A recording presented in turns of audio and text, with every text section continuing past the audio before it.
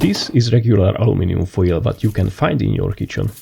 It is probably the thinnest metallic material that you can find in your household, and it has a thickness of about 10 micrometer, that is equal to 1/100th of a millimeter, and that is not a lot, but this is 4 times the thickness that I actually needed for one of my projects. For ages I wanted to build one of these ribbon microphones.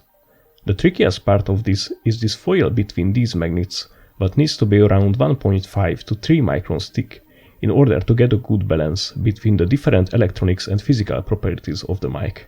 But that is a whole other topic. In this video I will focus on how we can get a piece of normal aluminum foil to down to even a micrometer and how we can do it mostly consistently.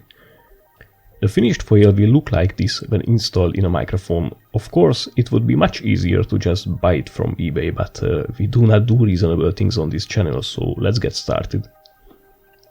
My idea was to chemically etch the aluminum away with sodium hydroxide solution. So I measured out 4 grams of it and dissolved it in 200 milliliters of water. That roughly gives us 0.5 molar concentration.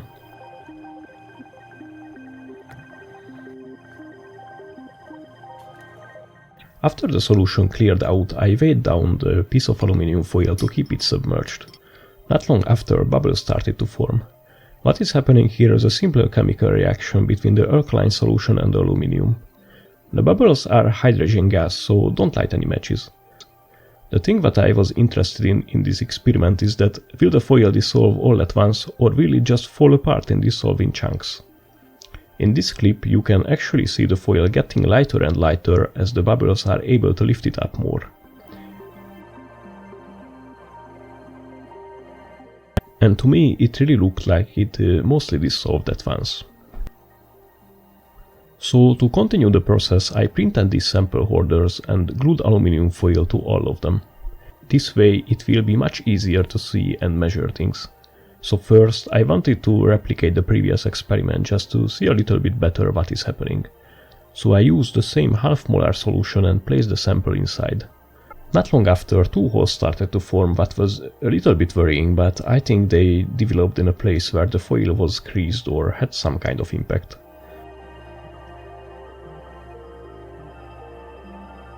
Then, as time went on, more and more holes started to appear, but these were much smaller and they were spaced roughly randomly. At one point the whole foil is transformed into a really fine mesh and in my opinion it looked really cool. And you can actually see in what direction the foil were rolled in the factory from the appearing lines.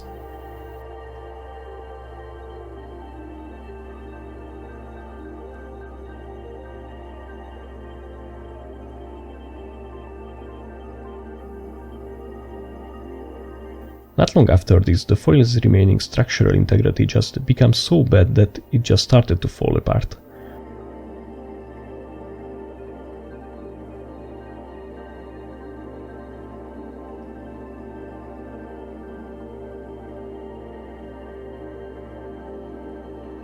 To me it looked somewhat alien as it floated away and dissolved.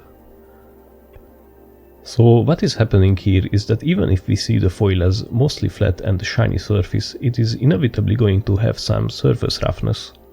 And that is true for the front and the back of the foil.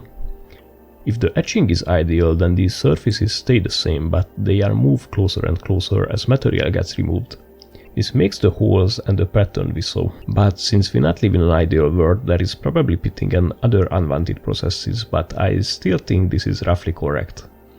The end result is that as we make thinner and thinner foils, the relative surface roughness becomes larger and larger. For my application I don't think it matters much, so I continued with the next experiment. If we look closer what conditions actually matters when etching, we could say that we can control the process with the concentration of the solution, the temperature, how long the foil is in the solution and how well we mix the solution while the etching is going on.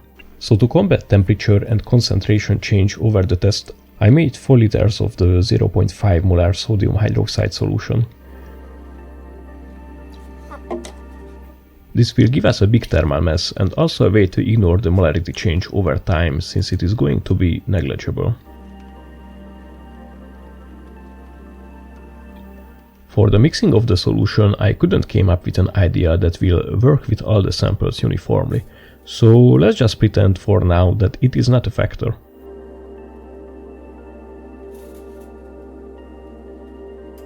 So after I did that, I put my samples in the container, all in the same orientation, and started a timer.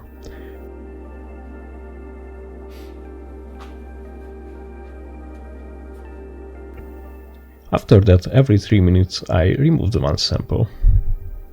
To stop the etching process, I dipped the samples first in citric acid solution, then in water, then put it aside to let it dry.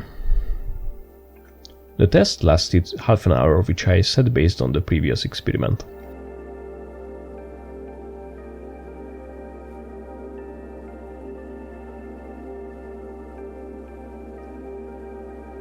In the last sample you can actually see the same holes starting to appear what we seen before, so the 27 minutes test time was a good guess. The way I did the thickness measurements is that I cut out a piece from the samples as gently as possible, then folded it up as many times I could. Then measured the final thickness with a micrometer. Then we just divide back the value with whatever number of layers we had.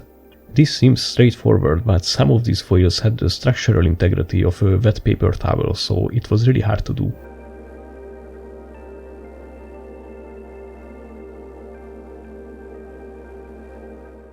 The thinnest of the samples acted more like some sorts of gold leaf just from aluminum.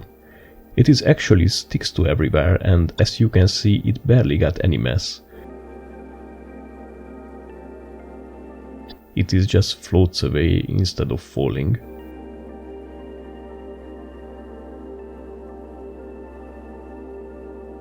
So our collected data looks something like this. I did make some extra measurements to fill up the gaps, but I'm actually surprised how clean this is. At the beginning you can actually see the slow start of the reaction when the aluminum still has its protective oxide layer. Then we have a part what I would call more or less linear. Then in the last stage I see a slight acceleration of the etching process, what would be logical, but maybe this is just measurement error. So based on this, I was pretty confident that if I just leave my foil in the solution for about 32 minutes, I would get the thickness that I want more or less. So I made a sample with a little bit more area and the part where I can check the thickness roughly at the end, and maybe put it back in the solution if it needs more etching.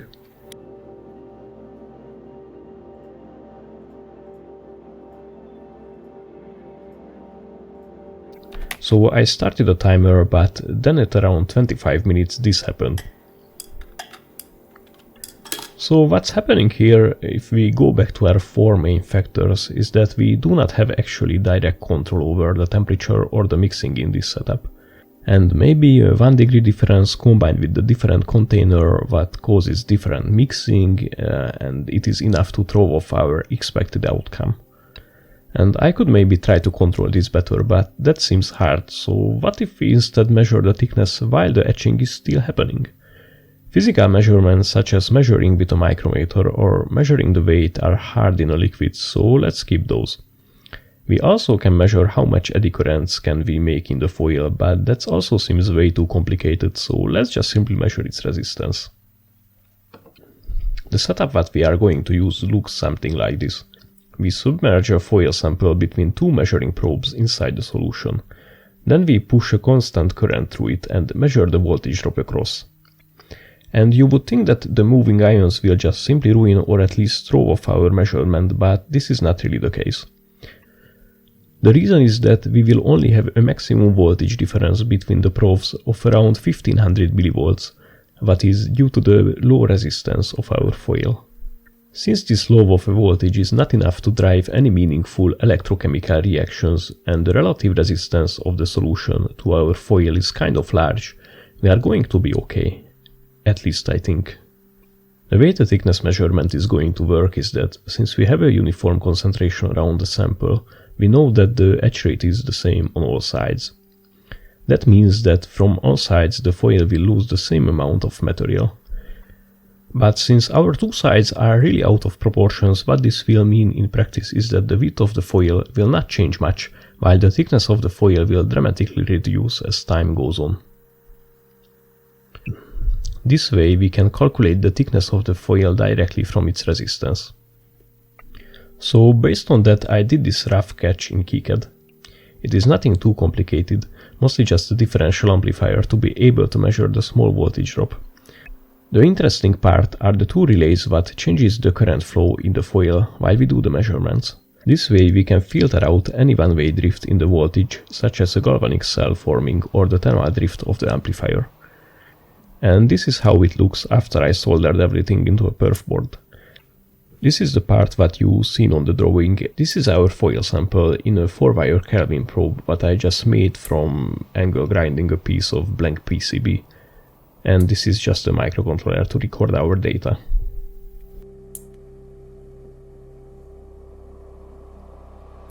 I wrote the program in such a way that it first asks for the original thickness of the foil, but is in my case 10 micrometers. After that, it will measure the initial resistance of the sample for a couple of cycles. Then we are ready to put the sample into the solution. As time goes on, we will see how the voltage drop increases. That will mean that our resistance also increases, so our thickness must decrease.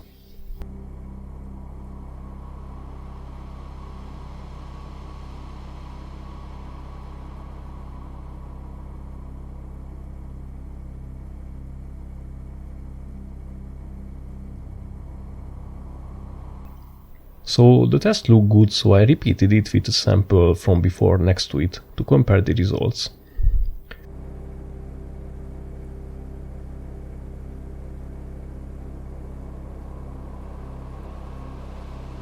I pulled out the sample from the solution when the electronics reported a thickness of about 0.7 micrometers. And based on how bad this looks and also based on micrometer measurements, it seems like it is correct. So this is how our digitally recorded data looks like next to the manual measurements. The time scale would be different, so I just scaled them to fit better. But other than that, they look shockingly similar, so I am really pleased with that. So based on this, I was actually able to do the ribbon microphone ribbons, and I did them in situ, what is really unheard of, I think, or maybe not, correct me on that, but yeah, this is the very microphone that you can hear now, and I know it's not perfect. I mean, it's partially because the way I speak, but yeah, I hope you found these informations useful for God knows what reason. Bye.